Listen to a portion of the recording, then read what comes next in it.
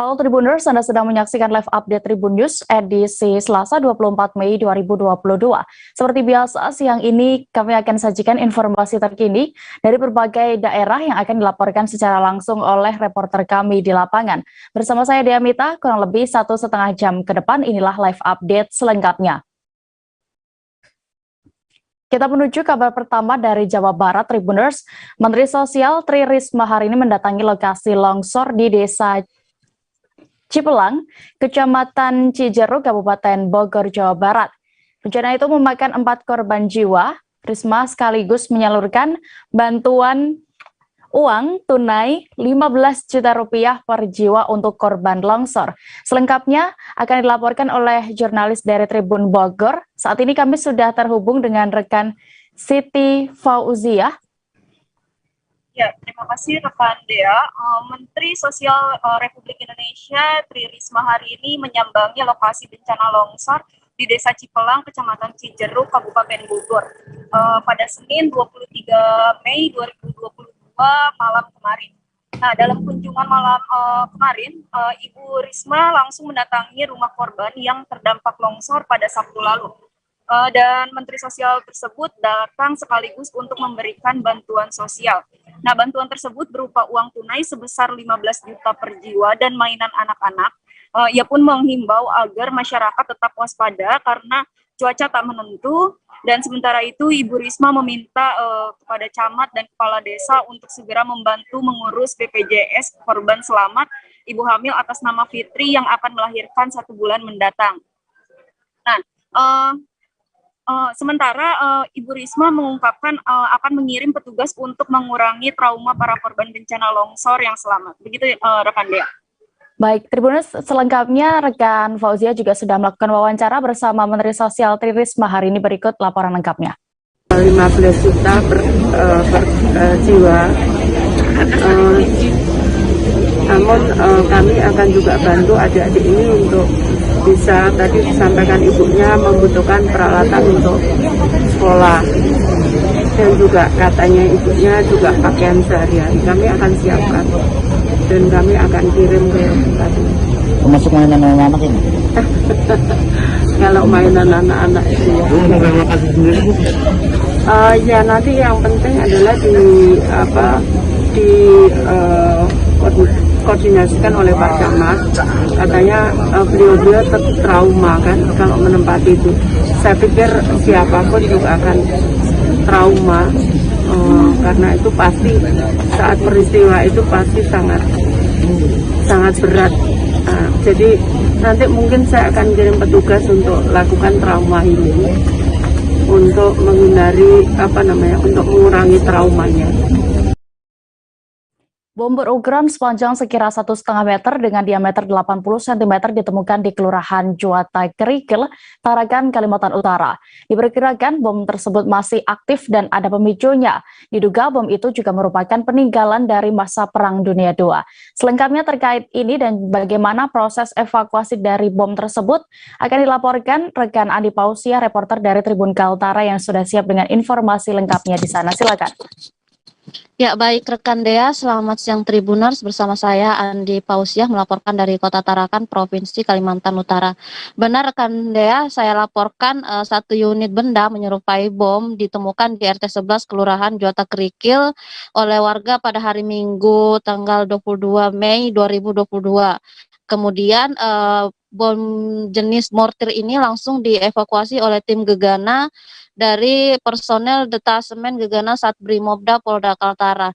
Awal ditemukannya dikatakan Bapak Jator yang diwawancarai awak media sore kemarin, memang adapun untuk proses penemuannya sendiri pada saat itu anak buahnya tengah melakukan penggalian menggunakan alat berat. Dan pada saat itu ia menerima informasi dari anak buahnya bahwa ada ditemukan benda menyerupai bom, dan ia pun langsung memeriksa ke lokasi dan ternyata benar benda tersebut ia yakini bom dan ia pun segera berinisiatif untuk melakukan pemindahan ke lokasi yang lebih jauh dari jangkauan alat berat karena lokasi tersebut di wilayah RT 11 di lokasi miliknya sedang ada kegiatan penggalian bukit dan banyak alat berat serta truk-truk yang mengantri untuk menampung galian tersebut. Kemudian dikatakan Bapak Jator setelah berinisiatif memindahkan, ia pun segera melaporkan ke tim detasemen Gegana Satbrimobda Polda Kaltara dan di oleh Kapolsek Tarakan Utara Bapak AKP Kistaya membenarkan bahwa benar ada penemuan benda menyerupai bom dan untuk bom tersebut diperkirakan adalah jenis mortir yang dilontarkan dari pesawat udara dan diperkirakan bom tersebut memiliki diameter sekitar 18 cm dengan panjang yang kurang lebih sekitar 1,5 meter dan diperkirakan juga bom ini adalah yang lebih besar daripada penemuan yang ditemukan di tahun 2021 kemarin di area Sebengkok. Ia meminta kepada masyarakat agar ketika menemukan benda serupa yang menyerupai bom agar segera melaporkan ke pihak berwajib dan juga kepada masyarakat diminta agar jangan langsung asal memindahkan benda tersebut karena dikhawatirkan bisa memicu terjadinya hal-hal yang bisa menyebabkan kerusakan di mana bom itu juga diperkirakan daya ledaknya sendiri memiliki radius sekitar 5 km. Kemudian oleh pihak Gegana dari pihak Bapak Bribka Budiono, pejabat sementara Panit Jibom Detasemen Gegana Satbrimobda Polda Kaltara, menjelaskan personel sudah berhasil melakukan evakuasi benda tersebut ke lokasi yang lebih aman. Ia menjelaskan bahwa memang untuk benda tersebut merupakan mortir yang dilontarkan lewat pesawat dan sebenarnya mortir tersebut memiliki ekor, namun pada saat diperiksa sudah tidak ada ekor di benda tersebut. Adapun beratnya sendiri diperkirakan mencapai sekitar 500 kg atau sekitar setengah ton dan memang untuk daya ledaknya sendiri yang menjelaskan dampaknya bisa sampai 5 km jauhnya jika dilakukan di area terbuka. Dan memang ia menegaskan juga untuk jenis bom militer walaupun sudah dalam kondisi berkarat dan sudah kondisi seperti tidak aktif, namun sebenarnya bom militer tidak memiliki masa kedaluarsa. Artinya dapat disimpulkan bahwa bom tersebut diperkirakan masih aktif sehingga harus segera dilakukan evakuasi dan jangan sampai tersentuh oleh barang-barang lain yang bisa menjadi pemicu. Lebih lanjut dijelaskan oleh Bribka Budiono sendiri, memang bom ini diperkirakan adalah peninggalan bekas Perang Dunia Kedua di mana memang Kota Tarakan sendiri adalah tempat pertama kalinya yang didarati oleh Jepang pada saat melakukan pendaratan di Indonesia dan diperkirakan di masa ini adalah sisa-sisa dari bekas zaman penjajahan Jepang di masa Perang Dunia Kedua. Demikian rekan Dea. Baik, terkait penemuan bom ini, Tribuners rekan Adi juga sudah melakukan wawancara bersama sejumlah pihak, berikut liputan lengkapnya. Yang dilontarkan lewat pesawat, dia sebenarnya ada ekornya untuk penyeimbang, tapi ini ekornya sudah putus, sudah tidak ada. Untuk ukuran sendiri Pak? Beratnya sekitar 500-an kilo, kurang lebih segitu. Panjangnya Pak? Panjangnya tadi 1 meteran, 1 meter, ya 1 meter lebih sedikit ya. Daya ledaknya radiusnya? Radiusnya itu bisa sampai 5 kilo kan, kalau area terbuka gini kan, bisa sampai 5 kilo. Ini masih aktif Pak? Untuk bom militer untuk pengetahuan semua, jadi bom militer itu tidak ada kadaluarsanya Mas. Jadi biar bentuknya sudah jelek kayak apa tetap masih aktif, tidak ada kadaluarsanya soalnya. Yang bisa juga untuk bom jenis ini Pak, dulunya pesawat udara ya Pak ya? Iya. Bisa juga nanti ini peninggalan tahun berapa nih Pak diperkirakan Pak? Ini Tarakan ini kan dulu zaman Jepang itu ya, Perang Dunia Kedua ya. Ini diperkirakan itu sisa-sisa Perang Dunia Kedua. Jadi untuk lokasi sendiri ini termasuk lokasi rawan atau gimana Pak, kalau bawa petakan Pak? Kalau di Pulau Tarakan rata-rata semuanya itu ada, tapi kebanyakan di daerah pantai dekat bandara ini karena tempat mereka bertahan di gunung-gunung gini kan, nah itu kebanyakan di daerah ini. Pastinya cepat, dan kalau bisa jangan dipindahkan dulu, karena kita khawatir kalau dipindahkan pas dipindahkan meledak. Jadi nanti masyarakat tolong nanti kalau ada begini cepat dilaporkan ke aparat yang berwajib, terus cepat ditindaklanjuti dan jangan dipindahkan posisinya. Kalau dipindahkan pas kita nggak tahu perlakuannya kayak apa, bisa meledak, bisa mengakibatkan kerusakan di tempat lain. Jadi itu himbauan dari saya.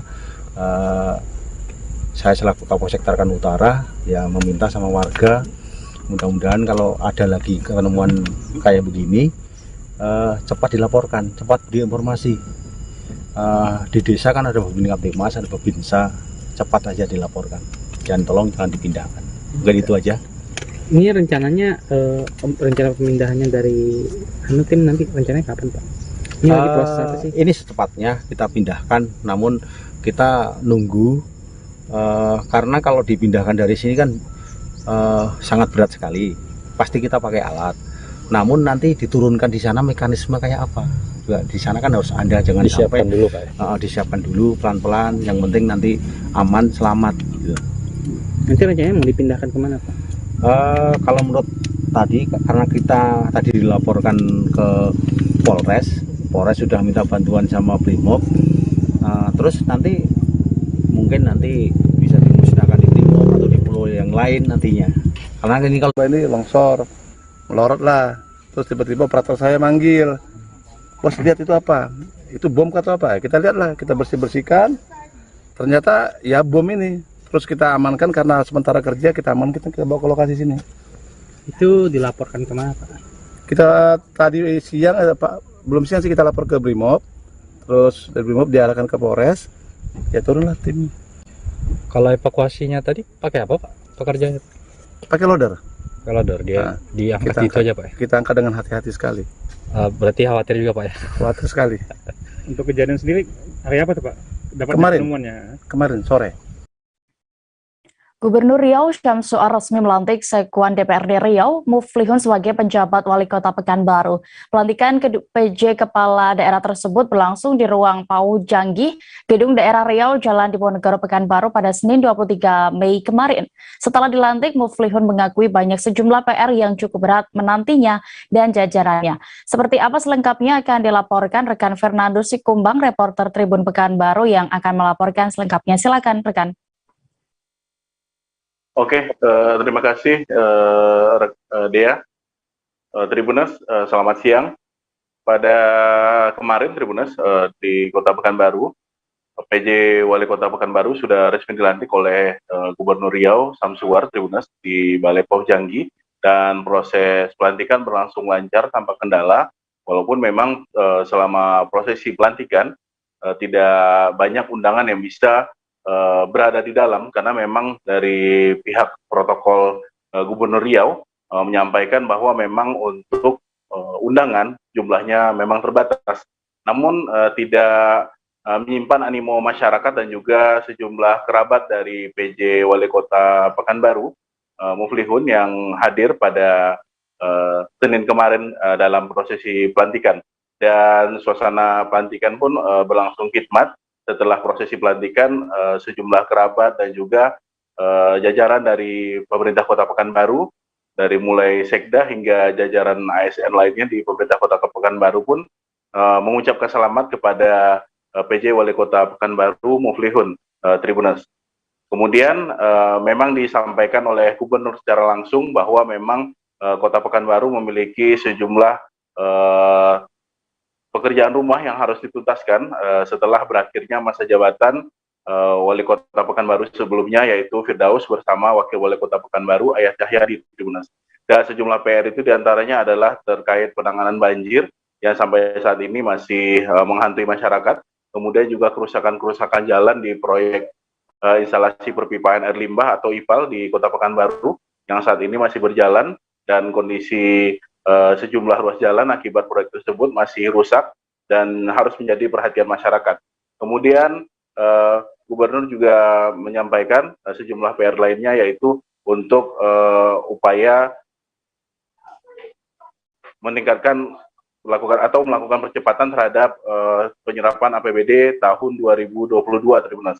Karena memang untuk tahun anggaran sendiri sudah hampir mencapai pertengahan tahun, karena sebentar lagi akan memasuki bulan Juni, sehingga untuk tahun anggaran sendiri sudah mencapai sekitar 6 bulan, Tribunas.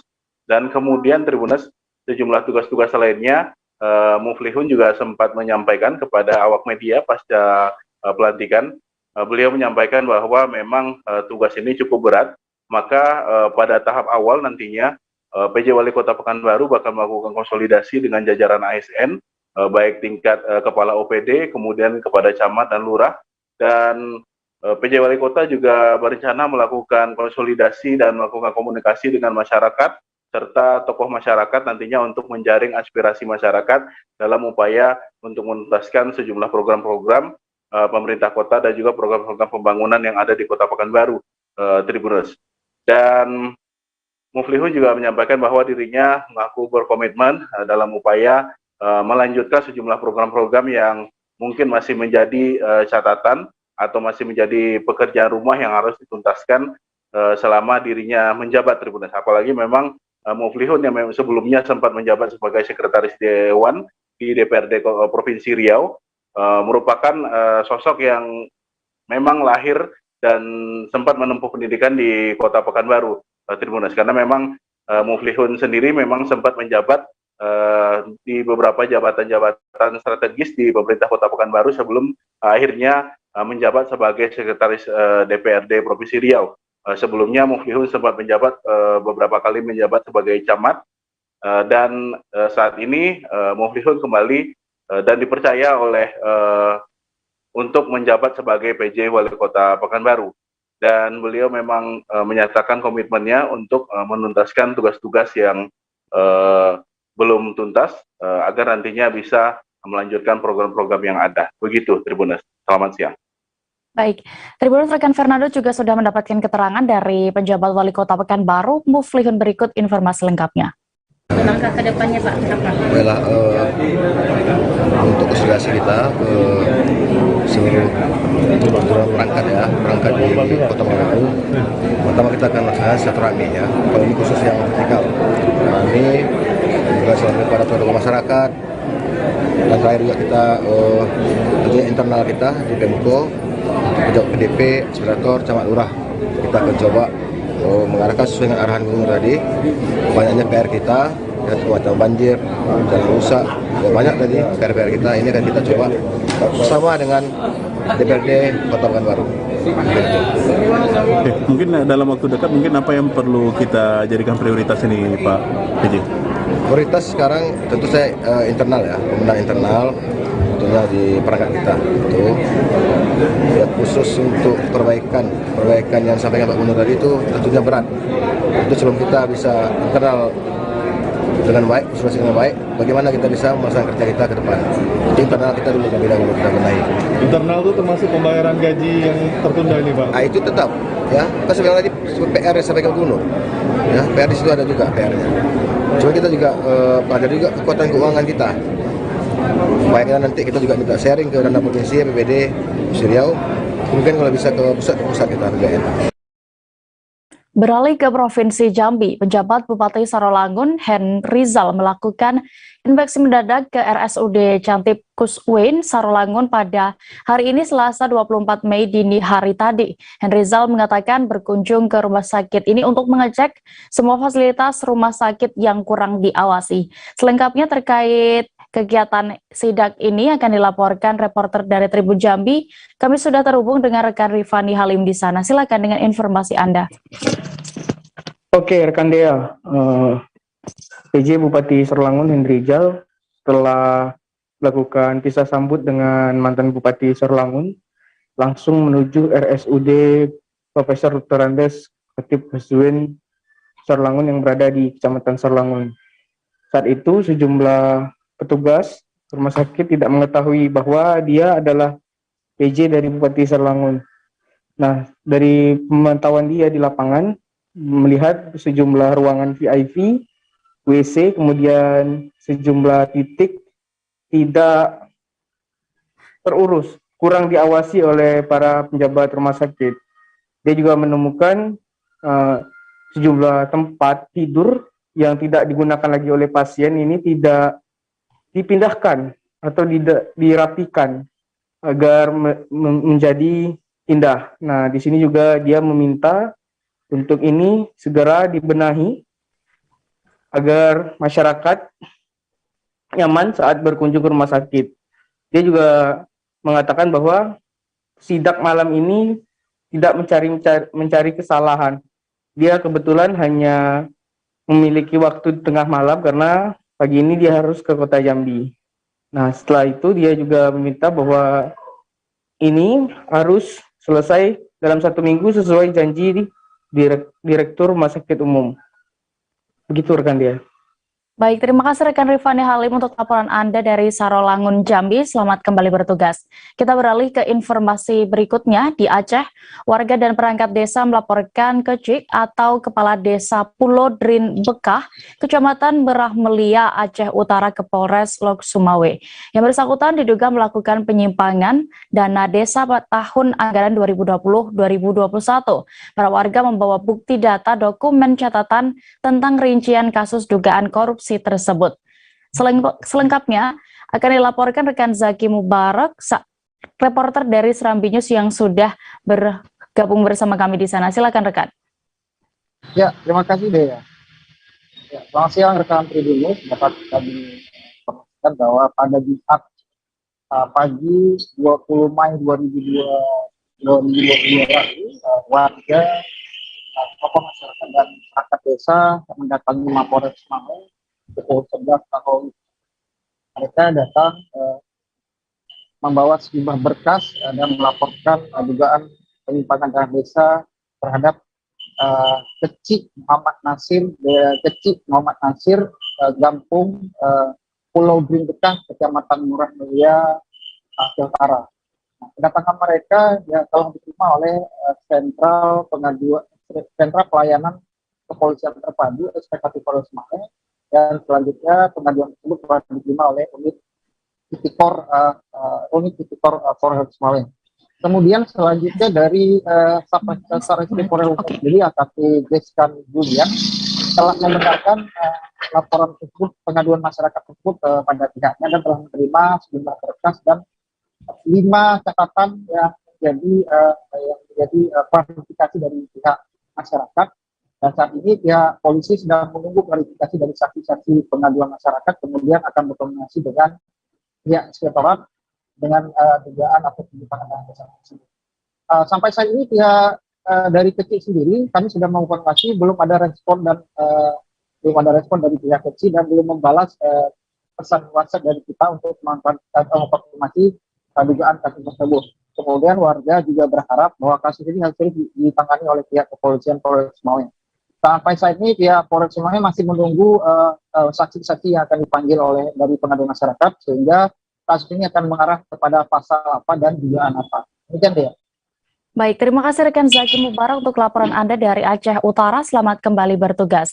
Kita beralih ke DKI Jakarta, Tribuners. Pemerintah Provinsi DKI akan menggelar serangkaian acara untuk menyambut Hari Ulang Tahun Jakarta ke-495.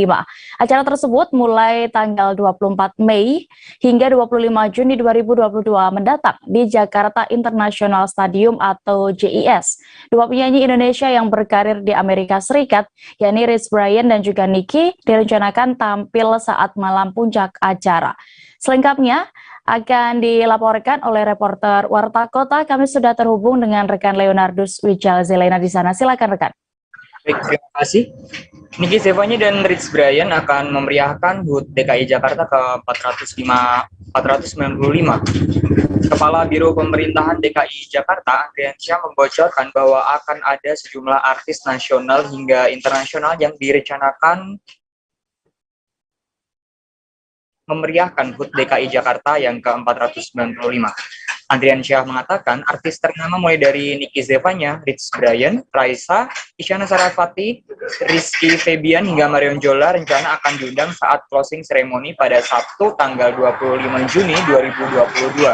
Andrian Syah juga mengatakan nanti pada saat closing seluruh rangkaian acara Jakarta Hajatan ke-495 akan dilaksanakan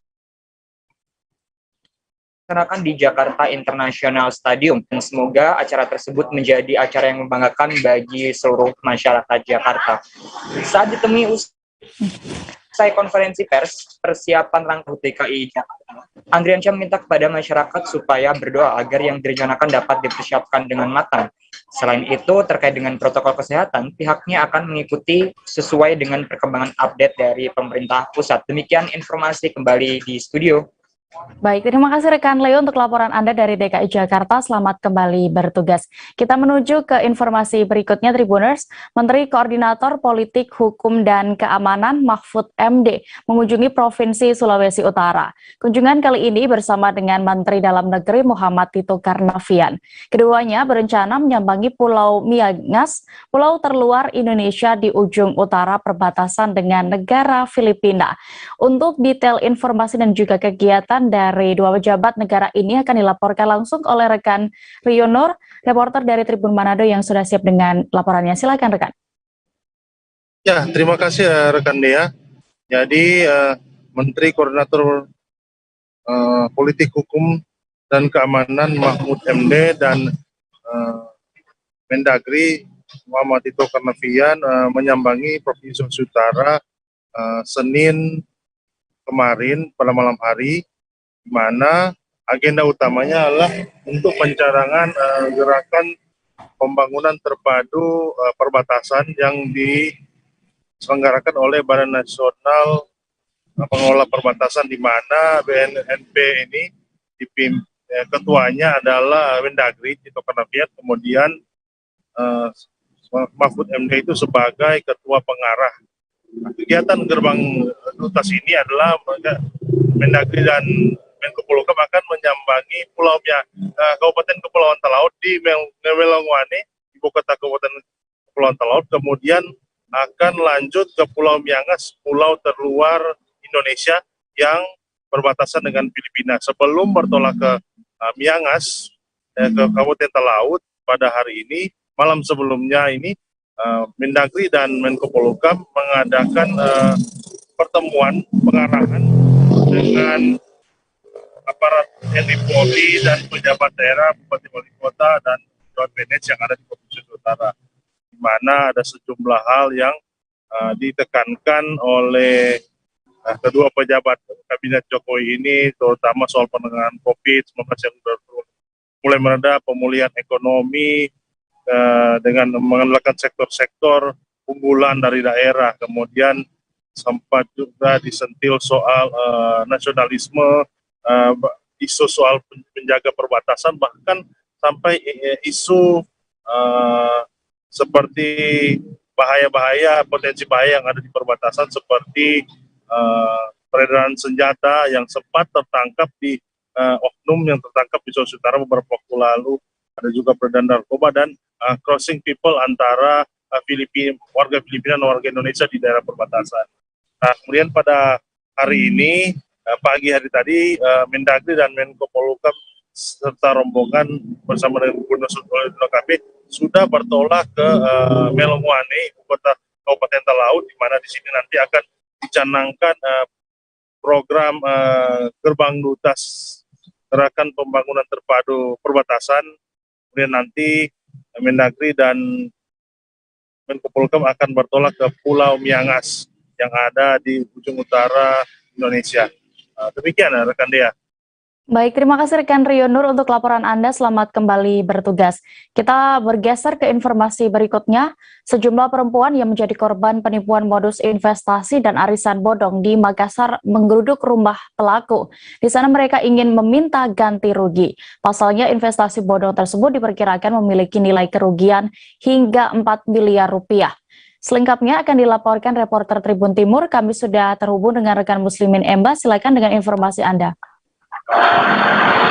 Ya, baik Dea dan Tribunor, dapat saya jelaskan pada Senin malam tadi itu belasan member ataupun ibu-ibu yang menjadi member arisan diduga bodong begitu mendatangi rumah dari pacar si owner yang dikabarkan bersembunyi di rumah pacarnya itu di Perumnas Sampang untuk menagih janji bahwasanya akan dibayarkan sejumlah uang investasi yang kemudian telah dimasukkan sejumlah member, namun selang beberapa minggu ataupun sebulan terakhir janji itu tidak ditepati. Ibu-ibu yang kemudian menjadi member dari investasi berkedok arisan ini kemudian mendatangi sang owner yang malam tadi berada di rumah pacarnya untuk menagih kejelasan.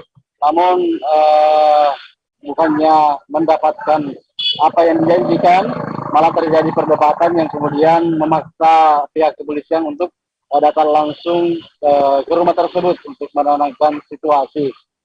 Adapun modus ataupun operandi dari investasi ini yaitu melalui jejaring media sosial yang kemudian ditawarkan sejumlah profit keuntungan.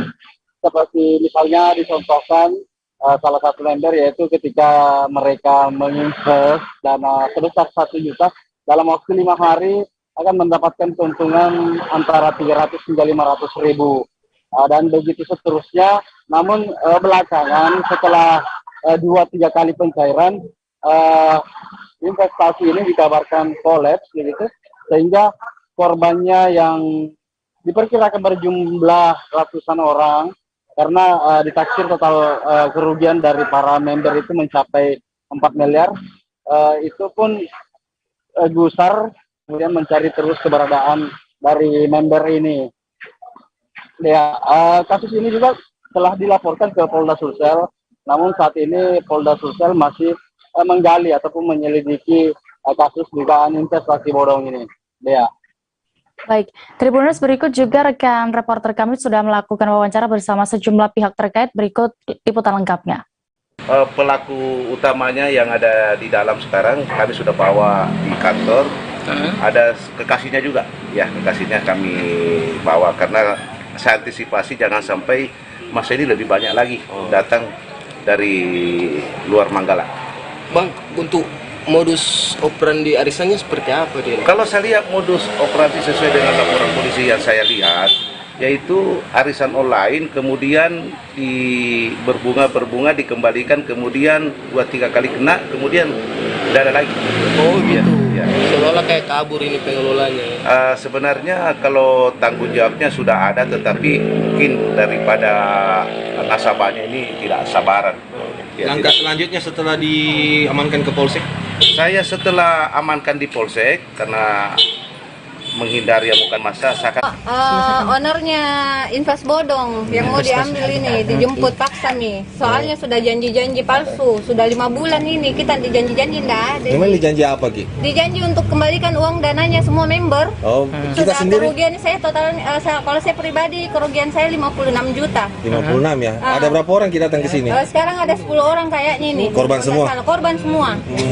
Dari totalan ratusan itu korban ada 4M. Ini kita datang di sini mau tagih duit atau? Saya mau langsung bawa ke polisi saja ini. Sudah berapa kali saya menagih, tidak ada etikat baik. Bu, ini bentuk investasi dengan arisan bodongnya seperti apa? Online dia, media online. Media online. Oh, iya. Lewat online. Sistemnya bagaimana? Sistemnya dia ada profit. Begitu kita invest dia 5 hari sudah terima profit.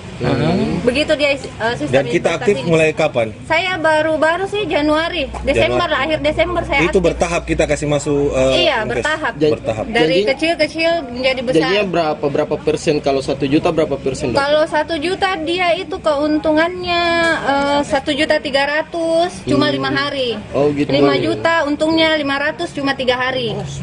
Berarti janjinya makin tinggi. Makin tinggi modal. Uang yang dikasih masuk, bunganya makin tinggi. Iya. Kita tahu ini investasi bodong, tahu ini. Dia online, dia endorse juga. Ada yang perkenalkan itu investasinya. Ini kan investasi, bentuk investasinya apa sebenarnya? Emas kah? Apakah? Tidak ada, jadi dia perputaran uang. Dari Sulawesi kita beralih ke Sumatera, Tribuners. Proses hukum untuk pelaku penipuan berkedok ujian Bintara Polri masih berlanjut. Pelaku utama dan seorang wanita karyawan kantor notaris sudah diamankan. Otak dari aksi penipuan ini mengaku uang ratusan juta yang ia raup habis untuk membangun kantor kontraktornya. Selengkapnya terkait kasus ini akan dilaporkan oleh rekan Andika Wijaya, reporter dari Sriwijaya Post yang sudah bergabung bersama kami. Oke Dia, selamat siang. Ya, baik, silakan rekan. Ya, saya melaporkan ya, memang benar terjadinya aksi penipuan dan penggelapan yang dilakukan oleh dua oknum, yakni pertama Amelia, seorang notaris yang mengakunya seorang notaris berumur 23 tahun, dan Rizky Wahyu Dinata berumur 26 tahun, warga Jalan Malaka, Kelurahan Bukit Sangkal, Kecamatan Kalidoni, Palembang. Kejadian ini berawal pada Jumat 16 bulan Oktober 2001 di Jalan Majapahit 3, Kelurahan Tuan Kentang, Kecamatan Kertapati, Palembang, di mana ibu korban bernama Idah Rahmawati berumur 42 tahun ini hendak memasukkan anaknya menjadi Bintara Polri. Pada saat itu bertemulah dengan pelaku Rizky Wahyu Dinata. Dan saat itulah pelaku ini mengatakan bisa memuluskan anaknya ikut tes Bintara Polri.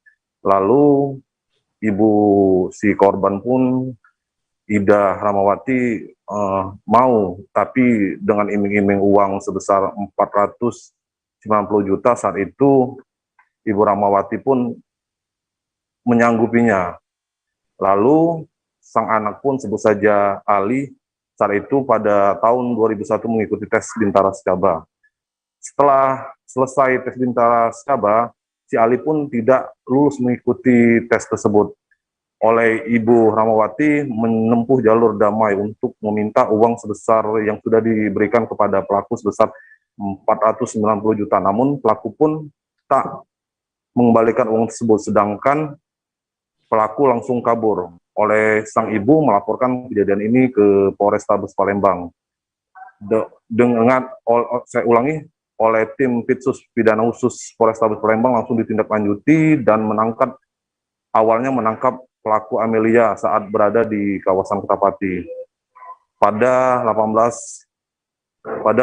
tanggal 18 Mei 2022 di kediamannya. Lalu dari hasil pengembangan, petugas pun kembali mengamankan Rizky Wahyu Dinata kelang 4 hari pukul 14.30 pada tanggal 22 bulan 5 2022 saat berada di kafe di Jalan Jakabaring, Palembang. Nah, setelah ditangkap, dari hasil keterangannya, uang sebesar 490 juta itu digunakan Rizky untuk pembangunan kantor kontraktornya. Dan atas ulangnya, kedua pelaku pun, Amelia dan Rizky, dikenakan pasal 378 KUHP dan pasal 372 KUHP dengan ancaman pidana 5 tahun penjara. Begitu Dia.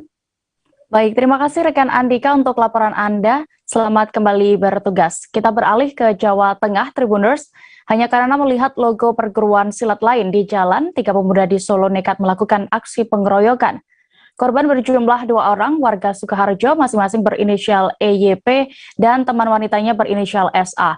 Kedua korban yang mengalami sejumlah luka berhasil diselamatkan warga sekitar. Terkait kronologi kejadian dan juga bagaimana sebenarnya kasus ini bermula akan dilaporkan selengkapnya oleh rekan Agil Tri Setiawan, reporter Tribun Solo. Silakan rekan. Ya, kasus pengeroyokan terjadi di kota Solo, yang mana polisi telah menetapkan 3 tersangka, yaitu berinisial FAD 19 tahun, TTS 21 tahun, dan ARH yang masih di bawah umur, yang mana ketiganya merupakan warga Solo.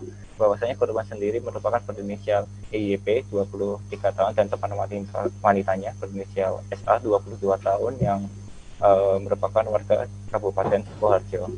Kasus pengeroyokan sendiri terjadi saat rombongan FAD, TTS, dan ARH yang merupakan satu kelompok perguruan silat yang ada di Kota Solo usai melakukan kegiatan di salah satu wilayah di kawasan Tawangmangu Karanganyar.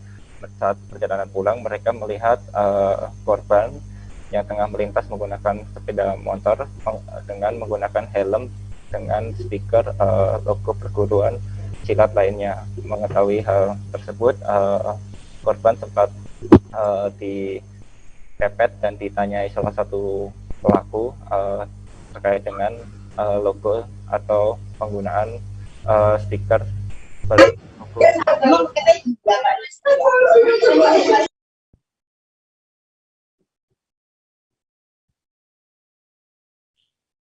Halo, rekan Agil. Ya, halo Dea, bisa mendengar suara saya? Iya, sekarang sudah kembali terdengar, silakan dilanjutkan.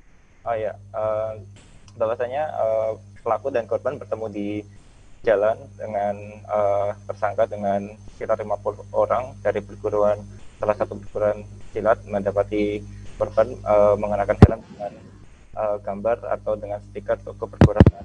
Jadi hal tersebut memprovokasi para tersangka dan kemudian mencegat korban, lalu para tersangka melakukan penganiayaan. Dari keterangan Kapolres Kota Solo, Kombes Pol Adi Safri Simanjuntak sendiri mengatakan bahwasanya pihaknya saat ini baru menetapkan 3 orang sebagai tersangka, namun proses penyelidikan masih terus didalami karena dari pihak Polres sendiri masih akan mendalami apakah ada keterlibatan tersangka lain atau tidak.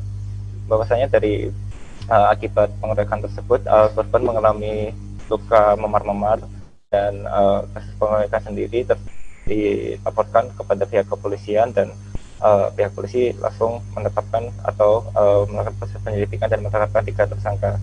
3 tersangka saat ini telah diamankan di rutan Polresta Surakarta dan ketiganya terancam pasal 170 ayat 1 KUHP tentang tindak pidana pengeroyokan dengan ancaman penjara 5 tahun 6 bulan maksimal.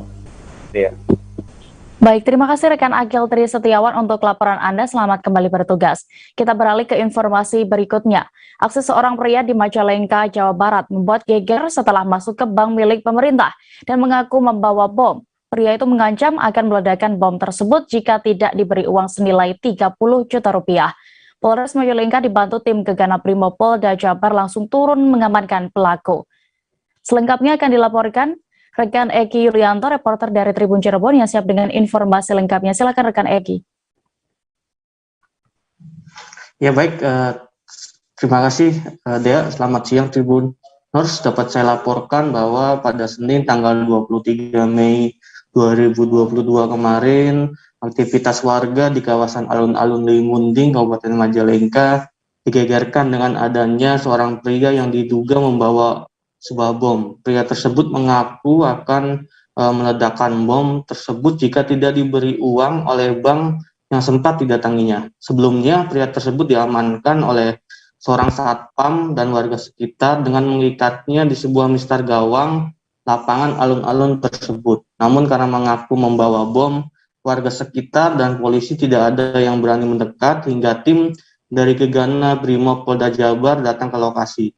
Dari informasi yang berhasil saya himpun kemarin, bahwa peristiwa itu sendiri bermula pada pukul 2:30 sore, adanya seorang pria berkacamata mengenakan kaos putih, topi hitam, menggendong tas dan celana pendek, datang ke sebuah bank milik negara di Kecamatan Limunding. Di sana pria tersebut mendatangi teller bank dan meminta uang sebesar 30 juta rupiah. Seiring meminta, pria tersebut mengaku sedang membawa sebuah bom yang menempel di tubuhnya. Karena teller bank merasa permintaan pria tersebut bernada ancaman dan mengaku membawa bom, sang teller melaporkan ke pihak pimpinan bank. Nah, dari sana pihak bank langsung membujuk dengan tidak membuat gaduh dan menggiring pria tersebut ke lapangan alun-alun yang tak jauh dari lokasi bank. Nah, di lapangan alun-alun, pria yang diketahui berinisial D, warga desa Ujung Berung, Kecamatan Sindangwangi, Kabupaten Majalengka, langsung diikat di sebuah mistar gawang dan warga yang menyaksikan langsung menjauh dari pria tersebut. Polisi yang menerima laporan itu langsung mensterilkan kawasan alun-alun dengan membuat garis polisi. Setelah hampir 3 jam membiarkan pria tersebut diikat, sekitar pukul 4:30 sore, kemarin tim Gegana Brimob Polda Jabar kemudian datang menggunakan pakaian alat pelindung diri lengkap, anti bom. Petugas langsung memeriksa tubuh si pria dengan melucuti semua pakaiannya. Hasil pemeriksaan tersebut menyatakan bahwa bom yang ada di tubuh pria tersebut hanya mainan. Jadi tanpa menunggu lama, polisi langsung membawa pelaku ke mobil dan langsung dibawa ke Mapolres Majalengka. Nah, saat diwawancarai oleh awak media, Kapolres Majalengka AKBP Edun Alfandi mengatakan bahwa rakitan bom jenis mainan yang ditemui di tubuh pelaku terlihat seperti jenis plastik dan kabel.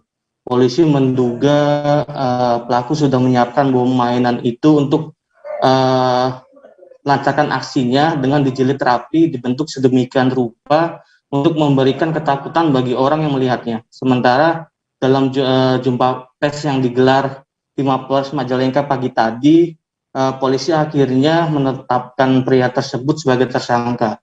Pria tersebut terjerat 3 pasal sekaligus, yakni pencurian dengan kekerasan, perbuatan tidak menyenangkan dengan ancaman kekerasan, dan percobaan melakukan kejahatan. Yang mana pelaku masing-masing dijerat dengan pasal 365 KUHP pidana dengan ancaman hukuman 9 tahun penjara, pasal 335 KUHP pidana dengan ancaman hukuman 1 tahun, serta pasal 53 KUHP pidana dengan ancaman hukuman 6 tahun. Nah, polisi juga mengungkapkan pagi tadi bahwa motif yang bersangkutan dengan melakukan percobaan perampokan di salah satu bank, yaitu karena terlilit utang. Yang bersangkutan diketahui memiliki utang sebanyak 20 juta yang ditagih setiap hari oleh warga. Kondisi itu membuat pria tersebut gelap mata dan akhirnya berniat merampok bank dengan meminta uang 30 juta sembari membauti semua orang yang melihat. Nah, selain itu polisi juga memastikan bahwa rakit bom mainan yang dibawa pelaku tidak ada sama sekali unsur bahan peledak, sehingga masyarakat tidak perlu khawatir adanya ancaman bom tersebut. Demikian ya. Baik, terkait kasus ini Tribuners rekan Eki juga sudah melakukan wawancara bersama Kapolres Majalengka AKBP Edwin Alfandi. Berikut keterangan lengkapnya. Waalaikumsalam. Alhamdulillah rekan-rekan media, hari ini kita berada di alun-alun Limunding. Tadi terjadi insiden, ada seseorang berinisial D, kita sudah tahu datanya. Seseorang berinisial D merupakan salah satu warga dari Ujung Berung Sindangwangi Majalengka. Dan setelah dilaksanakan evakuasi oleh Jibom, kita berkoordinasi dengan Jibom datang segera untuk melaksanakan evakuasi. Yang tadinya yang bersangkutan menyampaikan bahwa yang bersangkutan memiliki alat peledak. Namun setelah diperiksa rekan-rekan, ternyata itu adalah mainan. Jadi yang dilakukan oleh yang bersangkutan itu adalah motif ekonomi untuk melakukan upaya perampokan di salah satu bank di Limunding ini. Demikian. Itu jenis mainan bentuk apa, Komandan? Jenis mainan tadi kita lihat terdiri dari seperti plastik dan kabel. Memang sengaja disiapkan oleh pelaku itu? Sepertinya sudah sangat disiapkan karena sudah dijilid dengan rapi, dibentuk sedemikian rupa untuk memberikan ketakutan bagi orang yang melihat. Awalnya sempat melakukan ancaman di bank? Awalnya yang bersangkutan datang di bank, kemudian yang bersangkutan langsung datang ke teller untuk meminta sejumlah uang. Kemudian pada saat itu yang bersangkutan langsung diamankan oleh Satpam. Dan Satpam kemudian karena tidak berani untuk langsung menggeledah badan yang bersangkutan karena ada diduga barang peledak itu, maka kita bawa ke Satpam bawa ke alun-alun Limunding ini. Beredar video yang memperlihatkan aksi diduga pungutan liar atau pungli di kawasan jalur Medan Beras Tagi. Pungli tersebut diduga dilakukan di kawasan Desa Bandar Baru, Kecamatan Sibolangit, Kabupaten Deli Serdang, tepatnya di satu titik pelebaran jalan. Aksi dugaan premanisme ini kini menjadi atensi khusus bagi Polsek Pancur Batu. Selengkapnya, terkait fakta di lapangan akan dilaporkan reporter dari Tribun Medan. Kami sudah terhubung dengan rekan Nasrul. Silakan rekan. Ya, selamat siang Dea dan Tribuners. Dapat saya sampaikan adanya tentang berita atau video viral yang menunjukkan dugaan pungutan liar yang berkedok pengutipan parkir terjadi di jalan atau jalur utama Medan menuju Brastagi, tepatnya di kawasan Desa Bantar Baru, Kecamatan Sibulangit, Kabupaten Deli Serdang. Ya, dapat saya sampaikan di mana lokasi yang dijadikan aktivitas dugaan pungli dengan berkedok uang parkir ini terjadi di titik pelebaran jalan yang ada di perbatasan antara Kabupaten Deli Serdang dengan Kabupaten Karo begitu. Memang semenjak selesainya jalan yang dilebarkan, banyak masyarakat atau wisatawan yang berhenti untuk istirahat sejenak, dan banyak juga yang menjadikan ini sebagai objek wisata baru yang untuk bersuah foto atau sekedar beristirahat begitu. Namun dari kesempatan ini yang menjadikan oknum-oknum tertentu melakukan tindakan dugaan pungutan liar yang berkedok parkir begitu. Dapat saya sampaikan dari video yang beredar ini, tampak seorang pria dengan menggunakan baju berwarna merah berlari mengejar sepasang pengendara sepeda motor yang diduga akan mengutip uang atau biaya parkir setelah berhenti di salah satu titik jalan baru ini begitu. Berdasarkan pantauan saya di lapangan kemarin saat hari Senin, memang dari beberapa titik lebaran jalan baru tidak ada ditemui adanya oknum yang di dalam video ini. Namun memang di beberapa titik ini terdapat juga masyarakat yang berhenti untuk beristirahat gitu. Namun dari masyarakat yang saya wawancarai begitu mengaku sudah mengetahui adanya video viral ini, dan masyarakat juga mengaku tidak terima atau keberatan jika adanya oknum-oknum yang melakukan pengutipan di lokasi ini, karena seperti diketahui jalan ini merupakan jalan umum atau jalan nasional penghubung antara kabupaten bahkan provinsi begitu, sehingga untuk pengutipan tidak memiliki dasar hukum yang tetap begitu.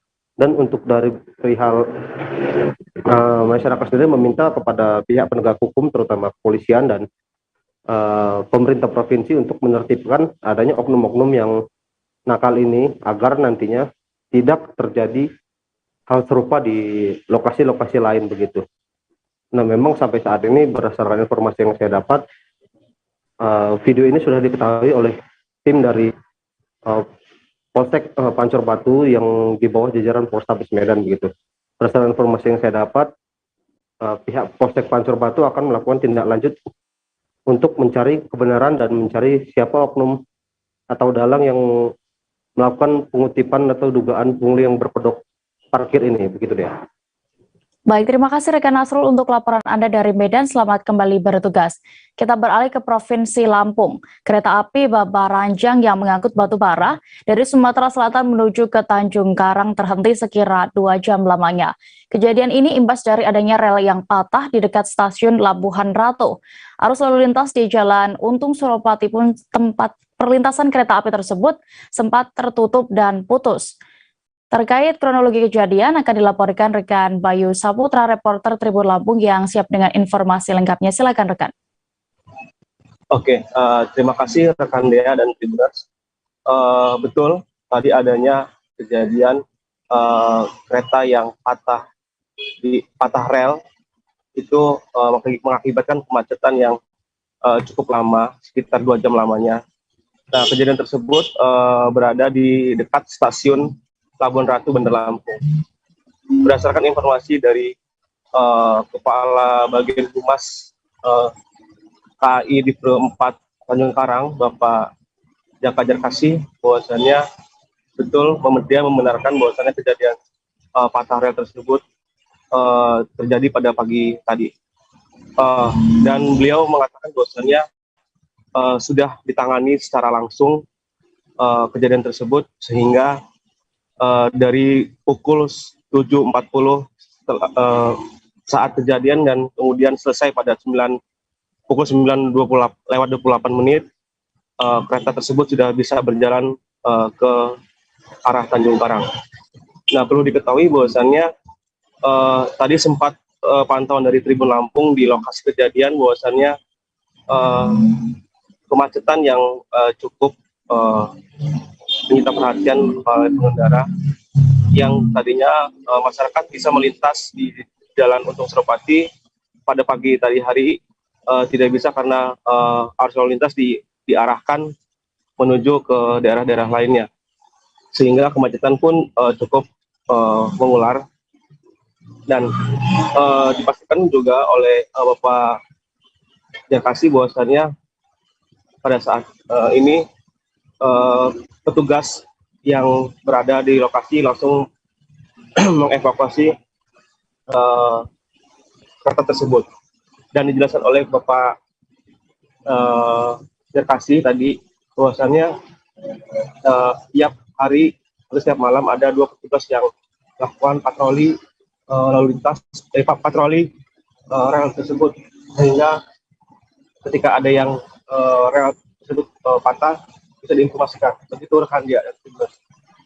Baik, terkait kejadian ini rekan Bayu juga sudah mewawancarai Kabag Humas PT KAI Tanjung Karang, Jaka Jakar. Berikut keterangan lengkapnya. Tadi untuk daerah stasiun Labuan Batu memang perjalanan kereta api sempat terhenti sekitar 1 jam. Untuk itu diketahui bahwa setelah petugas yang selalu melakukan pemeriksaan melalui rel, petugas pejalan kaki menemukan bahwa ditemukan rel yang putus. Nah, biasanya rel putus itu ketika las-lasan sambungannya mengalami kerusakan. Nah, itu si petugas langsung melaporkan ke bagian stasiun, dan stasiun akan menindaklanjuti dengan mengerahkan tim regu untuk perbaikan, segera memperbaiki dan melakukan biasanya penyambungan atau supaya rel tersebut bisa digunakan kembali. Pekerjaan tersebut untuk standar rata-rata memang kita membutuhkan waktu sekitar 30 menit sampai 40 menit. Nah, tadi sempat ada alhamdulillah karena petugas yang memeriksa tadi memang cepat menemukan tersebut, jadi kita tidak menyebabkan kerugian atau kecelakaan yang lebih berat. Informasi berikutnya datang dari Sulawesi Barat, Tribuners. Seorang pemuda berusia 19 tahun mengaku menjadi anggota Brimob Gadungan diamankan Satreskrim Polresta Mamuju. Pelaku berinisial AD nekat mencuri pakaian dinas polisi untuk menyamar. Dari tangan pelaku, polisi menemukan barang bukti pakaian dinas polisi yang digunakan untuk menemui kekasihnya dan keluarga. Selengkapnya akan dilaporkan reporter Tribun Sulbar. Kami sudah terhubung dengan rekan Rahman di sana. Silakan dengan informasi Anda. Ya, baik dia dan Tribuners dimanapun Anda berada. Jadi memang benar bahwa di Kabupaten Mamuju, Sulawesi Barat telah terjadi penyamaran yang dilakukan oleh seorang pemuda yang berinisial AD berumur 19 tahun, di mana pemuda ini telah diringkus oleh pihak kepolisian pada Sabtu kemarin setelah melakukan aksi penyamaran untuk mengelabui pacarnya dan mertua pacarnya sendiri, di mana pelaku ini awalnya melakukan mencuri pakaian salah satu anggota Brimob di wilayah Kota Mamuju, dan kemudian pakaian itu digunakan untuk menyamar dan ingin melamar pacarnya. Dan pada saat bertemu dengan orang tua kekasihnya ini, orang tua kekasih ini mulai curiga bahwa tersangka inisial AD ini itu telah tidak meyakinkan bahwa dia adalah seorang anggota Brimob, sehingga si orang tua pelaku ini langsung melaporkan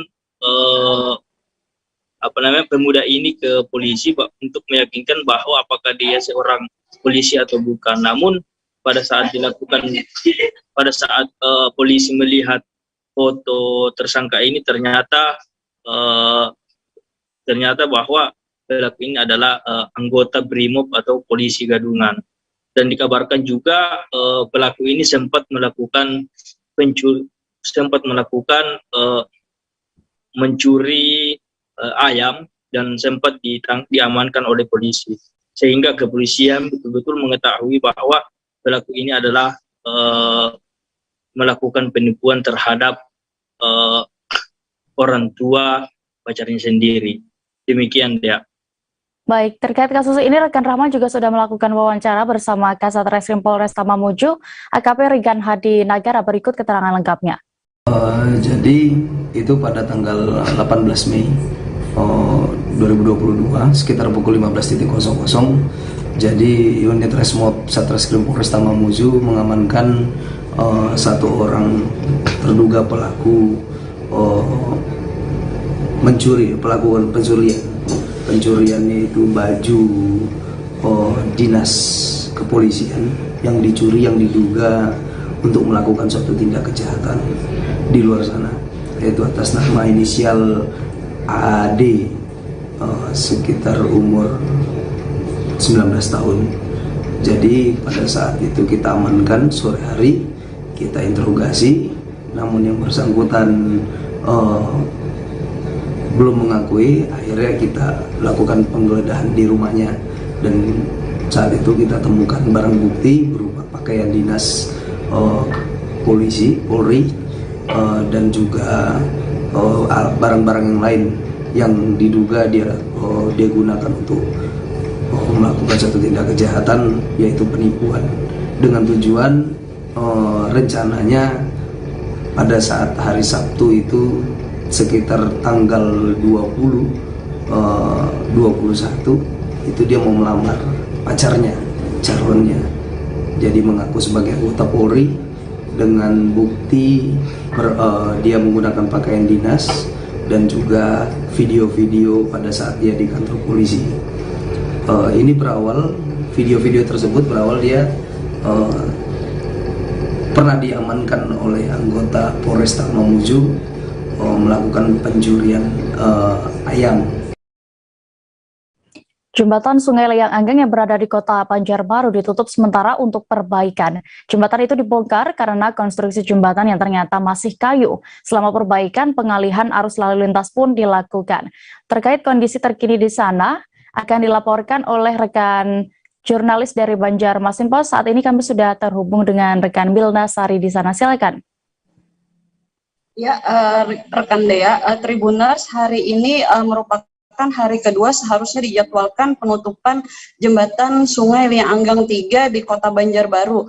Namun terpantau pada hari kedua ini, pada Selasa 24 Mei, jembatan Sungai Liang Anggang 3 masih belum ditutup total karena kendaraan roda 6 dan lebih yang mengangkut material masih diperbolehkan melintas di dua jembatan Bailey yang sudah disiapkan oleh Balai Pelaksana Jalan Nasional Wilayah 11 Kalimantan Selatan, dan termasuk juga jembatan existing yang akan dibongkar, yakni jembatan Sungai Liang Anggang 3 yang kini belum dibongkar juga masih bisa dilintasi oleh pengendara baik roda 6, roda 4 maupun roda 2. Dan perlu diketahui juga jika jembatan Sungai Liang Anggang 3 sendiri akan ditutup hingga Agustus 2022 ini. Dan penutupan jembatan Liang Anggang 3 sendiri dilakukan karena akan dibongkar terkait konstruksi jembatan sendiri merupakan jembatan kayu yang mana dikhawatirkan akan membahayakan pengendara, sehingga dilakukan pergantian oleh BPJN wilayah 11 Kalimantan Selatan. Dan pengerjaan jembatan sendiri menggunakan APBN tahun 2022 sebesar 6,4 miliar. Begitu rekan Dea. Baik, terima kasih rekan Milna untuk laporan Anda. Selamat kembali bertugas. Kita beralih ke Provinsi Jambi, Tribuners. Kebakaran hebat terjadi di Kelurahan Kampung Delayan, Kecamatan Tunggal Ilir, Kabupaten Tanjung Jabung Barat. 7 rumah mengalami rusak berat setelah habis terbakar api. Api diketahui cepat menghabiskan deretan rumah tersebut karena berada di lokasi padat penduduk dan berdempetan. Selengkapnya terkait kronologi kejadian dan juga apa penyebab dari kebakaran ini akan dilaporkan reporter Tribun Jambi. Saat ini kami sudah terhubung dengan rekan Danang Novrianto. Silakan. Iya, rekan Dea. Dan selamat siang Tribuners. Untuk peristiwa kebakaran terjadi di RT 17, Gang Sentral, Kelurahan Kampung Nelayan, di Kecamatan Tunggal Ilir, Kabupaten Tanjung Jabung Barat. Kebakaran terjadi sekira pukul 23 tadi malam. Untuk pemadaman api, Damkar Tanjung Jabung Barat menurunkan 2 peleton personil atau sekira 60 orang dan 5 armada serta 5 mesin portable. Dalam proses pemadaman, petugas sedikit kesulitan karena lokasi kebakaran yang berada di gang sempit dan padat penduduk sehingga mobil pemadam kebakaran sulit untuk masuk ke dalam lokasi kebakaran. Sehingga pemadaman mengandalkan mesin portable yang diangkut oleh petugas pemadam kebakaran langsung masuk ke dalam gang sempit tersebut. Api baru berhasil dipadamkan sekira pukul 12.45. Akibat kejadian ini 5 rumah warga habis terbakar rata dengan tanah, 2 rumah rusak berat dan juga 6 rumah rusak ringan. Sedangkan jumlah kakak yang terdampak sebanyak 15 kakak dengan 58 jiwa, termasuk 2 balita laki-laki dan 3 balita perempuan. Sumber api dari rumah warga diketahui dari rumah warga atas nama Jamilah yang merembet ke beberapa rumah lain di sebelahnya. Api cepat membesar karena semua rumah bermaterial kayu dan papan. Tidak ada korban jiwa dan dalam peristiwa kebakaran ini dan jumlah kerugian belum dapat ditaksir. Untuk saat ini di lokasi kebakaran telah dipasang garis polisi untuk mencegah warga dan anak-anak memasuki lokasi reruntuhan akibat kebakaran. Dan juga disediakan posko kebakaran untuk bantuan para korban di lokasi dan juga posko kesehatan untuk membantu korban yang mendapatkan luka-luka. Rencananya pemerintah Kabupaten Tanjung Jabung Barat akan memberikan bantuan pada sore nanti sekira pukul 16 bersama Dinas Sosial dan juga OPD terkait. Begitu dia. Baik, terkait peristiwa ini juga rekan Danang sudah melakukan wawancara bersama sejumlah pihak. Tribuners, berikut liputan lengkapnya. Ada 2 unit, rumah yang rusak ringan ada 6 unit, jumlah KK ada 14, jumlah yang pelajar dengan SD SMA-nya ada 2 jiwa dan 1 jiwa. Selain itu ada motor juga terbakar? Ada motor, ya. Motor 1 buah. Mungkin untuk bantuan sendiri sudah mulai ini Pak? Ya, kami dari Keluarga Kampung Nelayan bekerja sama dengan para Karang Taruna Pemuda sudah mengadakan posko dan kita amal di jalan dan juga di daerah kelurahan lain. Berarti baru ini terjadi di Kampung Nelayan ya Pak Lurah? Ya, untuk 4 tahun baru ini lagi yang ada. 2019 pernah terjadi di RT 01 di Pilaut. 2022. Untuk penyebabnya sudah diketahui belum, Pak? Penyebabnya ini belum berani kami informasikan karena belum jelas kan ceritanya kan. Yang tuan rumah pun belum berani bercerita gitu kan apa sebabnya. Cuman masyarakat di sini setahunya sudah ibu-ibu teriak ada api gitu aja. Jalan saja. Mungkin kita menggunakan mesin ke dalam. Jadi mobil nggak bisa masuk Pak Kadis ya? Hanya di jalan besar aja. Kita menggunakan mesin manual yang bisa nendang dari jalan dibantu dengan portable yang Ini kesulitannya juga karena jalan sempit dan juga banyak warga ya. Warga ini sedikit. Sumber air cukup saja untuk menjangkau kedekatan yang ada. Ini kemungkinan kebakaran terjadi karena apa nih Pak Kadis? Nah ini belum kita lakukan penyelidikan. Petugas kami lagi mengumpulkan data. Untuk rumah yang menjadi korban ini diperkirakan berapa? Kalau untuk sementara sekitar 6 rumah. Belum secara pasti ya. Rumah ini kecil-kecil, dempet dan satu sama lain bersambung gitu. Apakah dia ini dibagi per unit atau satu rumah? Tapi lihat sendiri lah kan kondisinya. Tapi ini kalau dilihat secara kondisi masih banyak bangunan yang utuh, artinya memang petugas pemadam kebakaran cepat tanggap untuk. Timnas Vovinam Indonesia berhasil mempersembahkan 1 medali emas dalam gelaran SEA Games ke-31 di Vietnam. Medali emas tersebut didulang lewat atlet Vovinam asal Tabanan, Bali, Manik Trisna Dewi Wetan. Turun di 2 nomor berbeda, ia juga berhasil mencuri 1 perunggu untuk Indonesia. Selengkapnya terkait keberhasilan atlet tanah air ini akan dilaporkan rekan Gilbert Samsandro, reporter Warta Kota yang siap dengan informasi lengkapnya. Silakan rekan.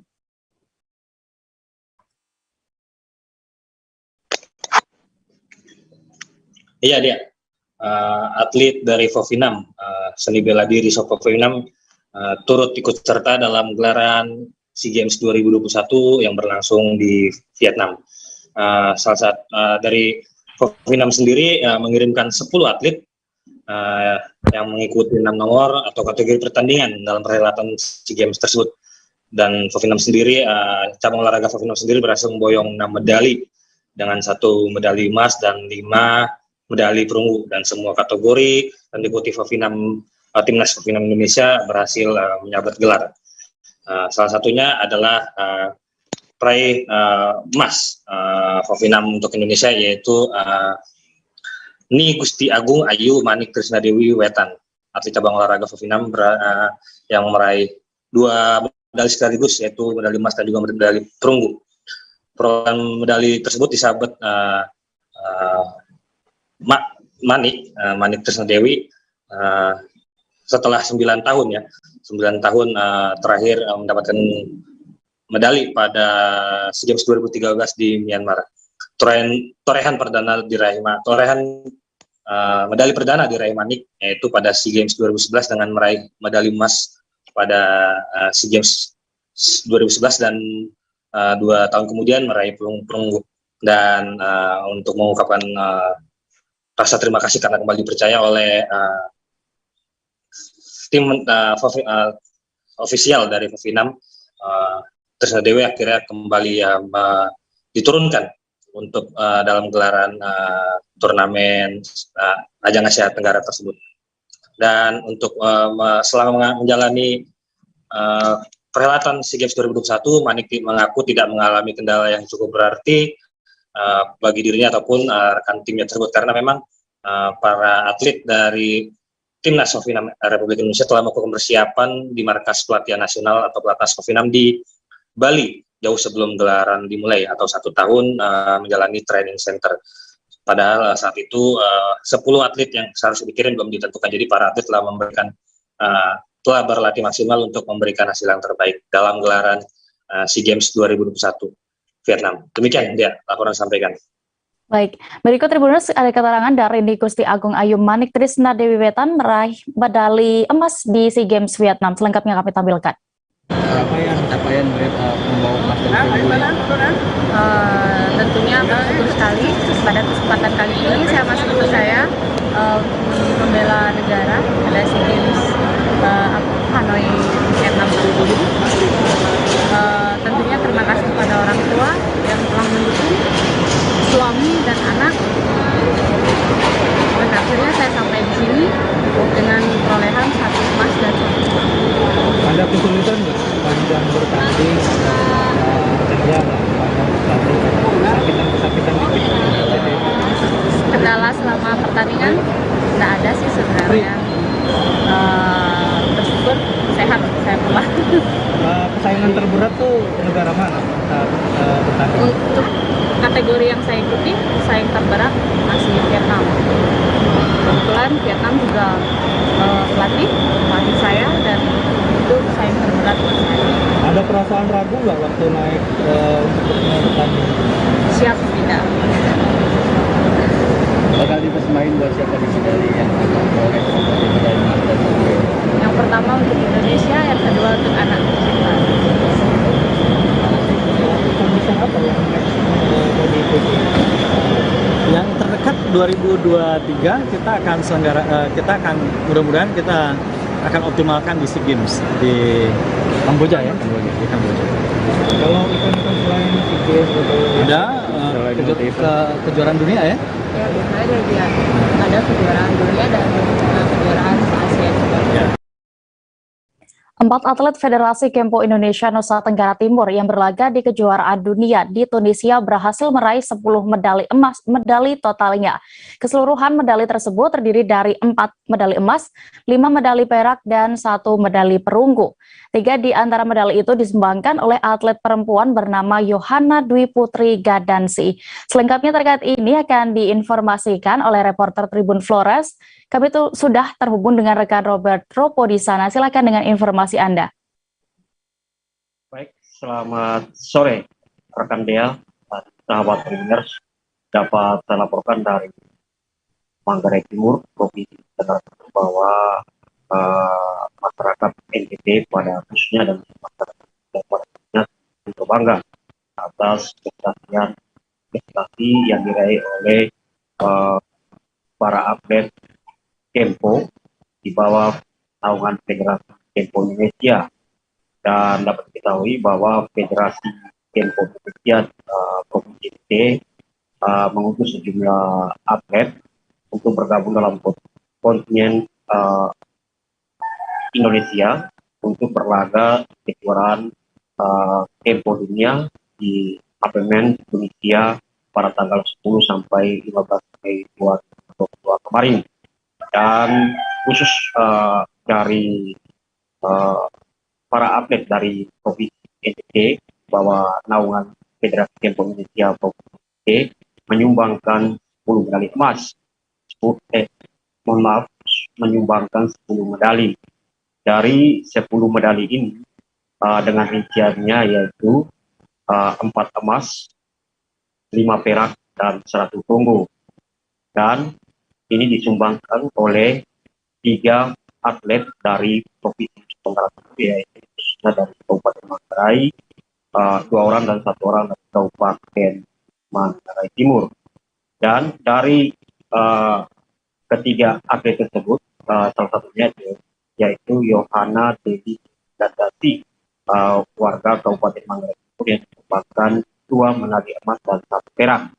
Atas keberhasilan tersebut, pemerintah daerah dalam hal Bupati Manggarai ini memberikan seperti motivasi begitu untuk menyerahkan bonus senilai 100 juta. Dan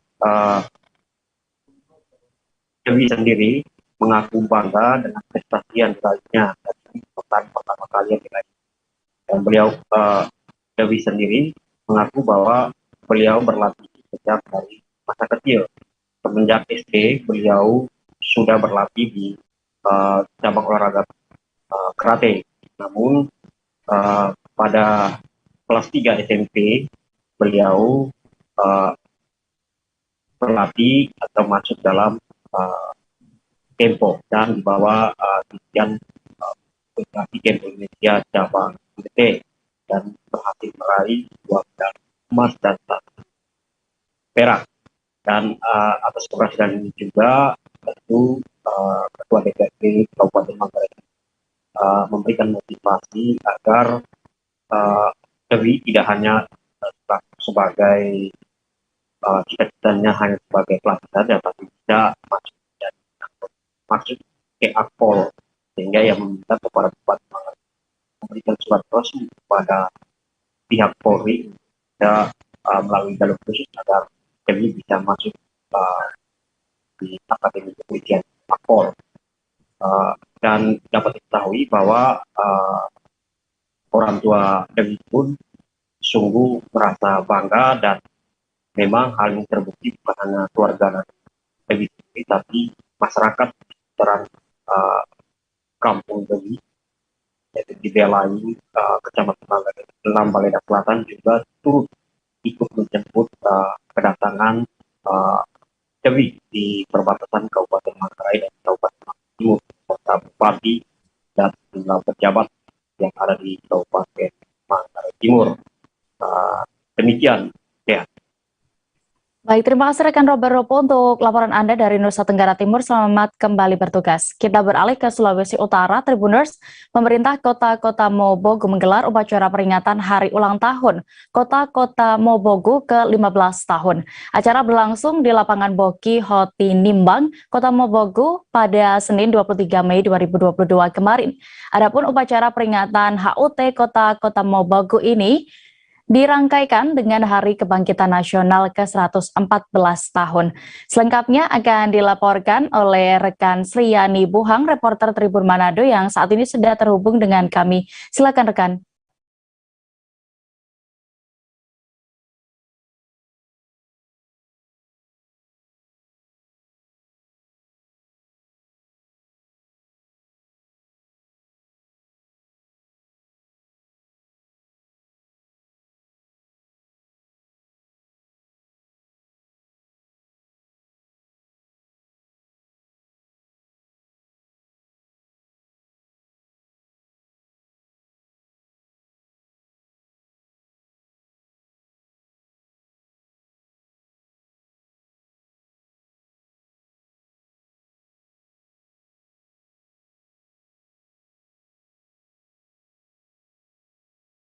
Ya, baik rekan ya, saya akan melaporkan kegiatan ulang tahun yang kemarin.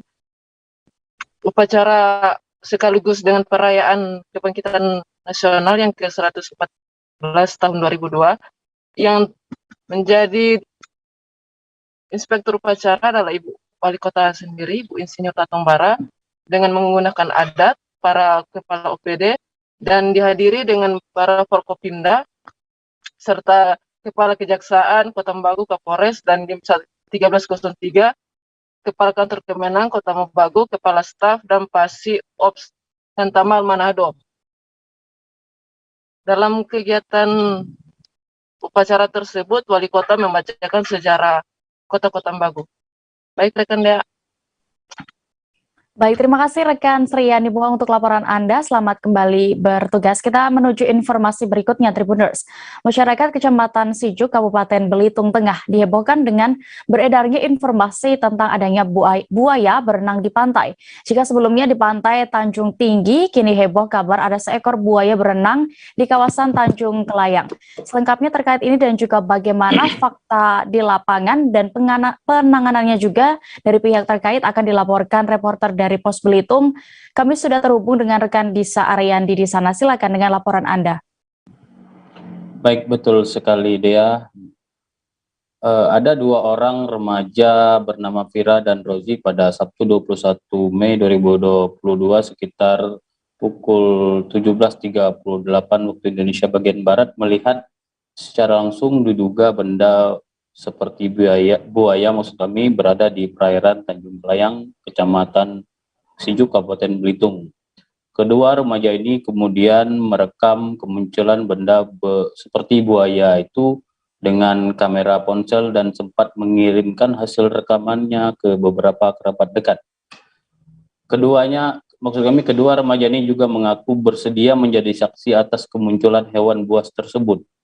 Dari pengakuan keduanya pula, bukan hanya mereka yang melihat kemunculan hewan seperti buaya ini, tetapi ada beberapa warga lainnya. Berdasarkan cerita mereka, kali pertama mereka melihat benda seperti buaya itu ketika sedang berenang di perairan Tanjung Kelayang.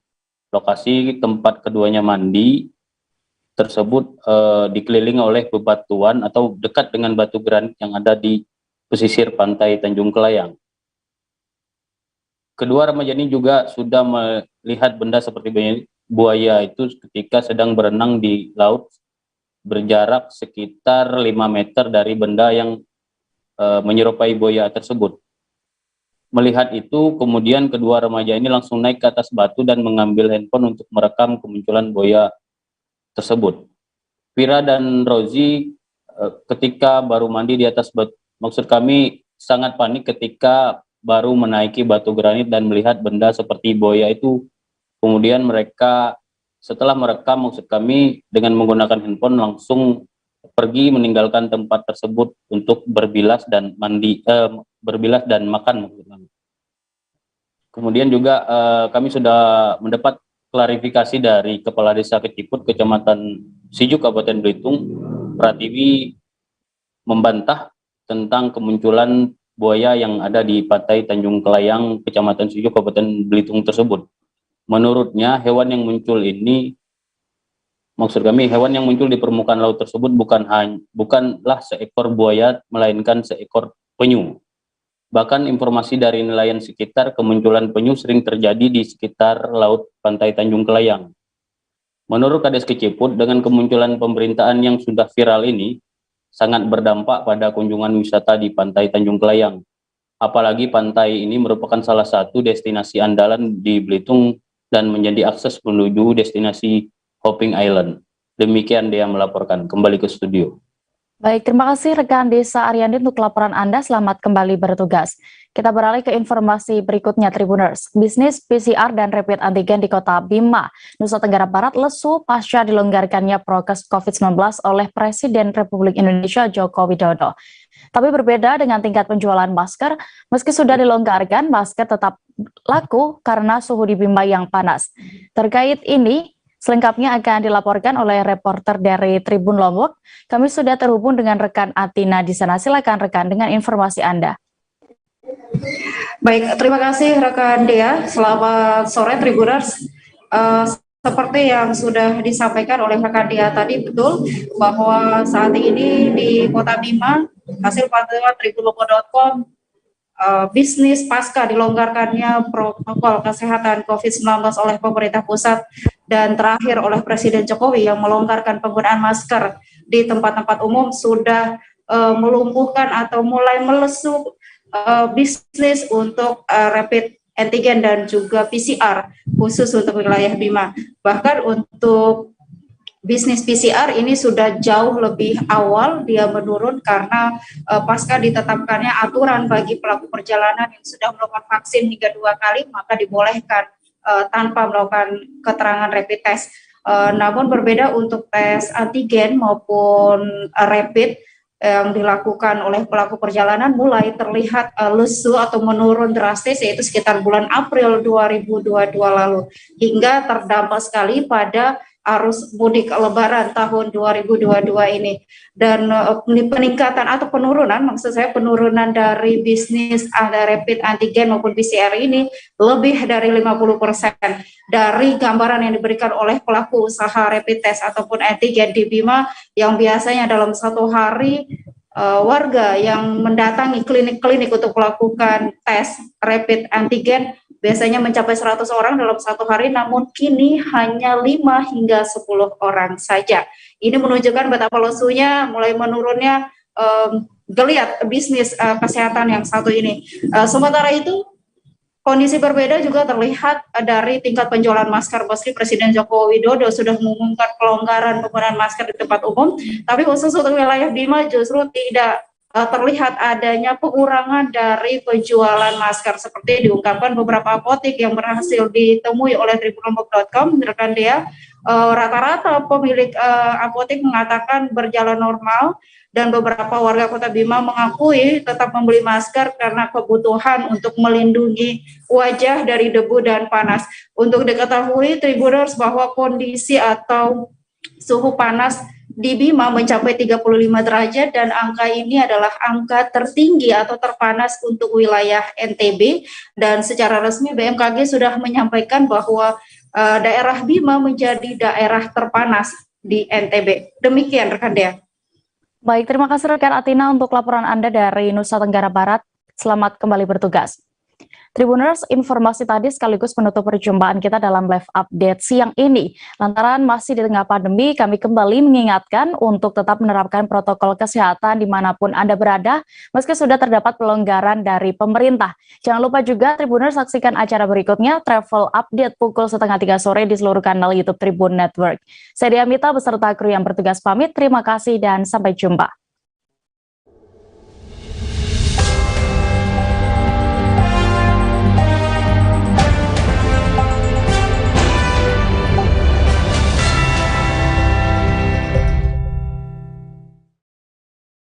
Jangan lupa like, subscribe, dan share ya!